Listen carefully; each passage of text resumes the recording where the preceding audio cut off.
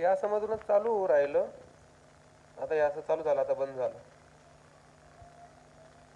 याचा काय loose कॉन्टॅक्टचा problem आहे काय तेच समजून नाही राहिलं.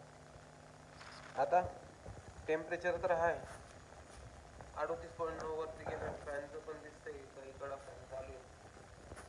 मग तिकडं फॅनच चालू नाही, कोणताच फॅन नाही फिरत. टेम्परेचर हाय होऊन जात. हे पण चालू आहे.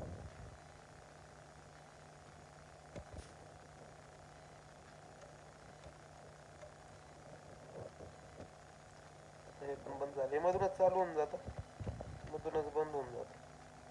हे चेंज पण केलेलं आहे आपण. काय तर प्रॉब्लेम काय समजत नाही.